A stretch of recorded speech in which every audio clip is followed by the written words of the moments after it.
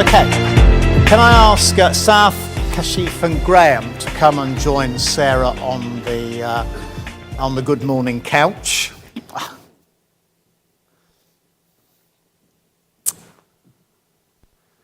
Now then, standing here I have lights in my eyes and wearing glasses, I always get a reflection. So if I'm looking for questions now, and we do have people with roving mics.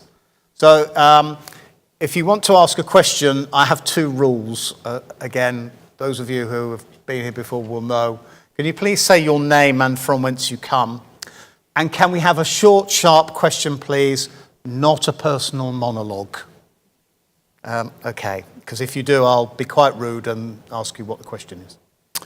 Okay, so who wants to ask the very first question of today's conference? It's always a privilege and a pleasure to do that.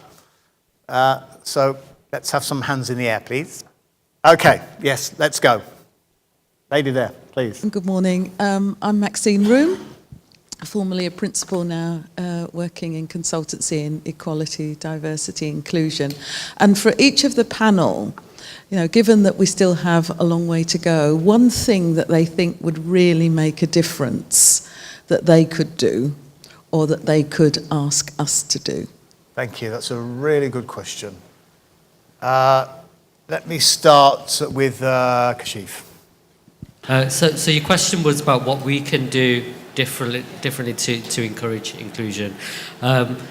I think some of the panel already hit the nail on the head. I think there's something around the recruitment process and the language that we use and the allowances that we consider in terms of the balance that we should have. So I think partly in the recruitment, but then also starting early in schools, because we're all quite open to criticising career services in schools in terms of what they do, but you know, thinking about what we can do as employers and recruiters ourselves in terms of getting in there early and making our pitch. Thanks. Thank you. Okay. Sarah. I think there's quite a lot that colleges should be doing, from my experience of seeing what colleges do, and that you need to be educating your companies, your SMEs.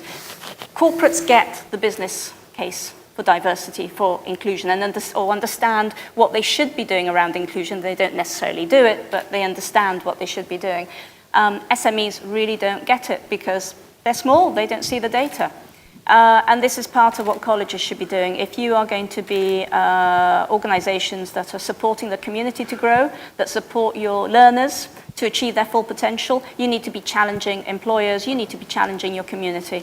What I see is a lot of colleges just accept what people come in asking to do instead of actually sitting down with them and saying, are you sure that you're aware of all your options? That isn't happening. What else can colleges do, or what else can other organizations do? I appreciate, the Women's Engineering Society often says, look, there's a lot of organizations out there that focus on outreach and focus on recruitment. However, what we're not doing is looking at what happens to women once they're in some of these roles. So we know, for example, that more women are out of technical roles than in technical roles, even after training. So the drop-off for women in apprenticeships can be worse. Not always, but the numbers are so small we can't be sure about what's happening there. So I think Graham, some of your data showed that, didn't it, for some of your awards? And that's to do with the culture within the work, and male managers, colleagues, they've got to be educated as well about what some of the issues are. Okay, Sarah, thank you very much. Saf, what's your view? There's been a lot of discussion today. A lot of it at a sort of a macro level, some of it sort of specific issue-related level. If we leave that to the side, I mean, the bottom line is I'm a ordinary small business person. Some of you are here business individuals. Some of you here principals and other professionals. We have certain motivators in life, and you know, there's a motivator which is fear. You know, we all have that as a motivator. And we also have a motivator which is opportunity. Fear is Ofsted.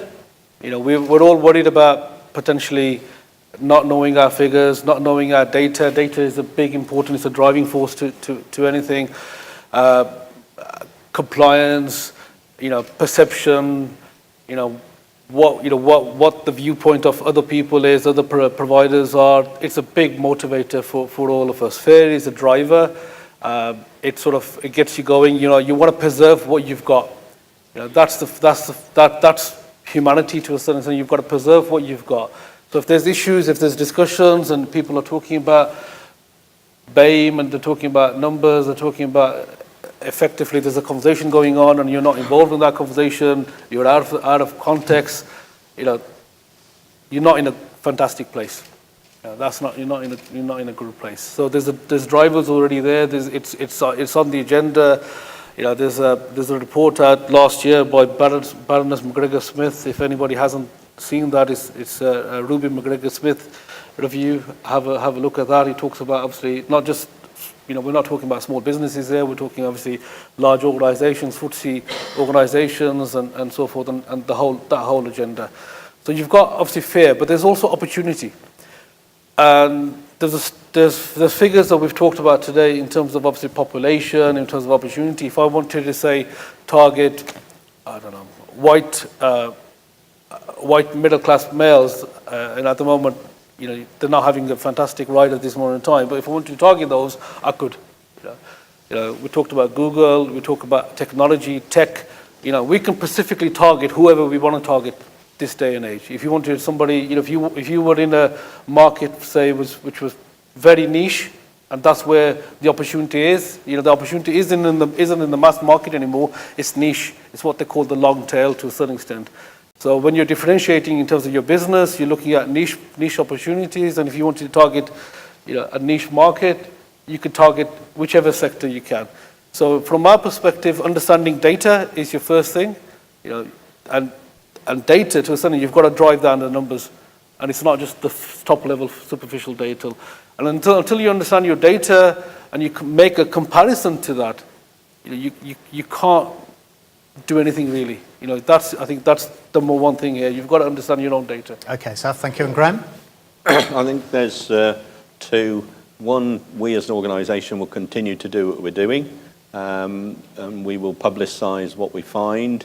We will continue to try to work with more and more colleges to try and address the issues and push away at a campaign. What I'd like to see, now we've got an Institute for Apprenticeships and soon to be technical education, and I actually think that's a good thing, yes, if it's managed properly. I won't talk about what I think about the implementation, that'll take another day. But the government at times is willing to throw millions at communication. When they want us to buy BT shares or whatever, they'll throw millions at it, yeah? When they wanted to bring in the pensions reform, they threw millions at it. You turn your TV on and you'd hear nothing but it. That's what they need to do about apprenticeships. Thank you. If you can thump that national, because people watch the TV, they'll see it on Twitter. We can all do what we can do, but the government needs to join in to do it as well. Okay, thank you very much. Next question. Gentleman at the back there, please. Thank you, Nancy. Yes, sir. Good morning, everyone. My name is Colin Leon from Career Paths Online. Very interesting conversation. Sarah, you mentioned about positive action. I've heard that word for about 30 years ago. So could you elaborate what it is in terms of what positive action could be to increase BAME and women into apprenticeships, please? Yep, okay. Thanks. Sarah, I think that was aimed at you. Actually, setting targets is positive action. So, doing things like advertising, in the case of gender, doing things like advertising in women's magazines, that's positive action. So, going to groups in the East End of London, to youth centres in the East End to offer opportunities, that's positive action. So by positive action, I mean actually don't be afraid to look at different ways of recruiting and also in your own organisation, different ways of promoting people through into leadership positions, into management positions. it is very important that we do this and not keep on doing the same thing over and over again. So when companies say we just can't find the people, what they mean is that they've been advertising in trade magazines, which of course the only people reading those are people in the trade. You know, it's that sort of thinking that we need to challenge. I think that's a really interesting point, because in a sense we're often faced with a bit of a conflict between personal choice and arguably what UK PLC needs. And I think we all accept here today that UK PLC needs a much more diverse workforce, and we need more women, more BAME involved right across the sort of sectoral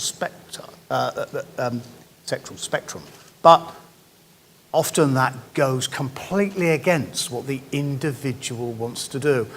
I was very struck by a not long ago visit to a local Job Centre Plus office. And upstairs in their training room, they had 24 young people doing a one-day course on being a sound engineer. They were very proud that they'd got 24 people doing this course. I asked the rather naive question, currently how many vacancies in this job centre do you have for sound engineers? And it may not surprise you to discover the answer I got was, well, we don't have any. So I then asked another naive question as to why they, in my view, were actually raising the aspirations of young people to do a job and pursue a career where there were no opportunities to do that. And why wasn't somebody actually sitting down with these young people and saying, well, you can do that, but there's no jobs. There's loads of jobs over here. And I think it comes back in a way to what both Sarah and Graham have said. Government needs to be a bit more interventionist, I think. I think it needs to stop saying this is all the job of employers. Government needs to be a bit more interventionist.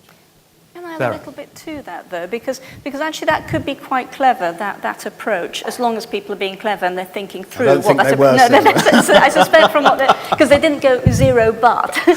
You know, this is the story behind this. Because actually, of course, if you're trained as a sound engineer, you will have a lot of technical transferable skills that you can take to other. So I have come across colleges where they've very carefully used that approach to attract people in to then transfer them into other areas, but they have to do this very well and very knowingly and very expertly. Sadly, they weren't that sophisticated. Yeah, I guess so. An example, I was the head of employment skills for London Olympics, and that was actually an example of positive intervention in truth. We were told it couldn't be done. It was against the EU procurement law and all the rest of it, so we ignored it. And what we did was to join up the chain. So we built 3 training centres, we trained people, we took them out of unemployment and we trained them towards a job. So we had good market intelligence of what jobs were needed. And we would give people tasters, you could have this job, that job, the other job, so they got an idea as to what they might do in the training centres, and we would train them and we would have the employers engaged and understand what was happening. At the end of the training course, they would interview people, the ones they liked, they put into jobs, and it actually was joining up all of the dots. And that was an example of real positive intervention driven by a major investment project. And I think that type of thinking, it's happening in Hinkley Point, which we're part of. So it's happening in certain sectors. That approach of using major investment or major change to join up the whole of the employment chain can be really powerful. Just answer that the previous Yes, question, no, if you don't go mind. on, Saf, yeah, please do. Just again, keeping it very, very simple, you know, in terms of what can we do. I mean, we all live in a world of reviews. You know, we buy based on reviews. We sort of look at, you know, our decisions based on reviews. You know, there's a website that Lindsay's formed, which is FE Compare. That's the society we live in. You know, when you book a hotel, you look at the reviews. It's not just based on decisions on the website. It's a review economy. And reviews, testimonials, case studies, fantastic. You know, IBM talked about, you know, having Chris on the X Factor, you know, fantastic advertisement. That will inspire somebody. You know, that's what we need to be looking for. Case studies, testimonials, obviously, you know, examples of situations that everybody can apply. All of us can do certain things, and it's just picking those things off And sometimes what we find is that there's things that are taking place that as managers and leaders of organizations, we don't know. We possibly don't know all our positive stories. We don't know all the positives that we've done. It is actually getting that out and bringing that to the surface. Okay. Saf, thank you. Thank you. And Kashif, give you the last word. Just to add to that, I think employers need to be bold as well, and we need to be start to feel a bit more uncomfortable, let's just say. So at IBM, we run a program called Ignite. It's in partnership with City Gateway. So it's those individuals based in East London from deprived backgrounds, and we deliver a 6-week program where they get a bit of work experience and a bit of training as well to help with their employability skills.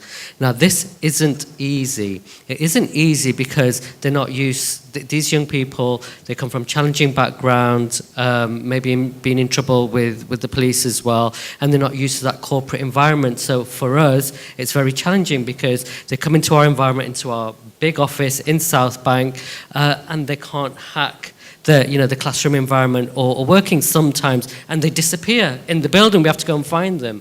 But then that is a challenge for us, and that's something that we need to encourage and we need support to. Brilliant. Thank you very much. Can we give Sarah, Kashif, Saf and Graham a huge round of applause? Thank you very much indeed.